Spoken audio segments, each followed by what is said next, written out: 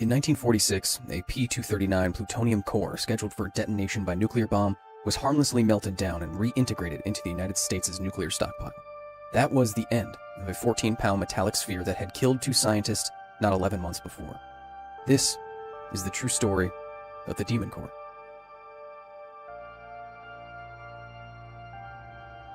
The spheres of atomic material that had obliterated the Japanese cities of Hiroshima and Nagasaki would have easily fit in your hand, and they were light enough to carry. Because of the extreme levels of radiation coming from them, the cores were carried around in secure containers, but curious physicists reported that the cores were disturbingly warm to the touch. Both the Little Boy and Fat Man nuclear bombs use subcritical masses of uranium and plutonium respectively, meaning that no self-sustaining nuclear reaction would be possible with the spheres alone, and the nickel plating that covered them would prevent most of the escaping radiation from harming you. The real harm comes later. The terrible explosions that Little Boy and Fat Man are famous for only happen when a nuclear core goes critical, using directed conventional explosives to artificially induce a critical mass. This meant literally compressing a plutonium or uranium sphere into a much smaller volume with explosions. Now, neutrons emitted from natural radioactivity would be much more likely to go on and impact other atoms before escaping, leading to a chain reaction of exponentially more and more atoms releasing tremendous energy. At the heart of an atomic blast is a radioactive core filled with atoms poised like rat traps. All the bomb itself does is force one of those traps to snap. The so-called Demon Core was the third core of fissionable nuclear material made during the World War II era. It was also supposed to be dropped on Japan, but after the Empire's prompt surrender following the obliteration of Nagasaki, the core had no immediate military use. Instead, a physicist working at the Los Alamos National Laboratory in New Mexico after the war decided to use the remaining core to figure out just what it takes to make a core like this go critical. When Otto Robert Frisch first arrived in the United States, he was placed at Los Alamos to study neutron multiplication in uranium and plutonium. These elements naturally radiate neutrons in the process of nuclear decay, and as we said, if there is enough of the radioactive element close enough together, these neutrons can go on to cause the rat trap style reaction as neutrons slam more neutrons free from other atoms. However, there is another way to force criticality other than just having a giant sphere of plutonium, which would be hard to make. It turns out that if you use a very thick material to reflect neutrons coming out of the material back upon itself, like a mirror would, a self-sustaining reaction can occur with substantially less plutonium or uranium.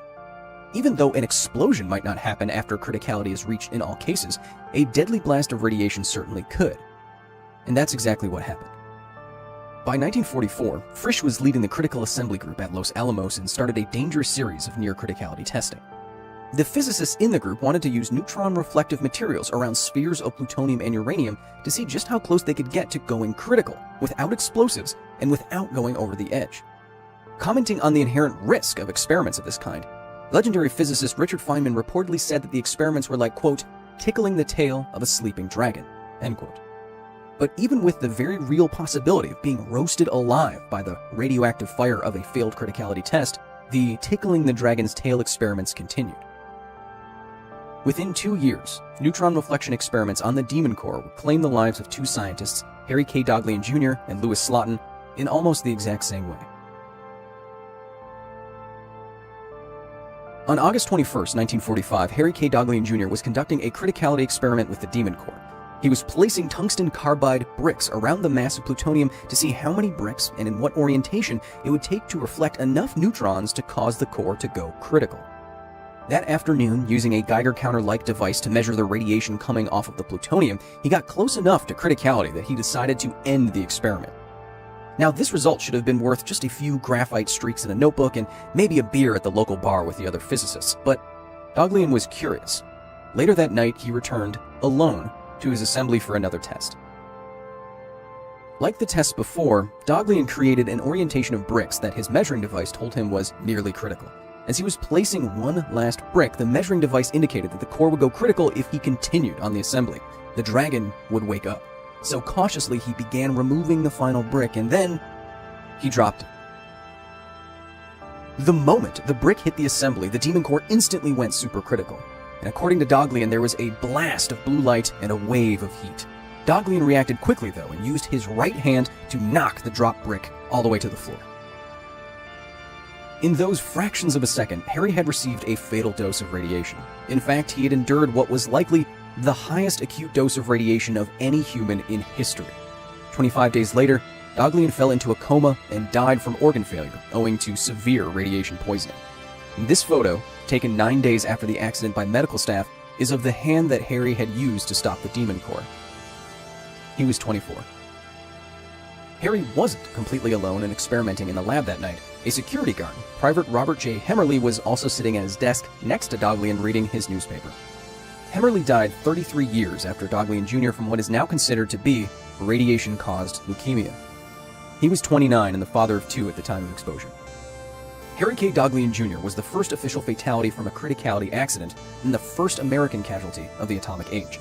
He had arranged to have his body donated to science after his inevitable end, so that scientists could study the effects of radiation exposure on the human body.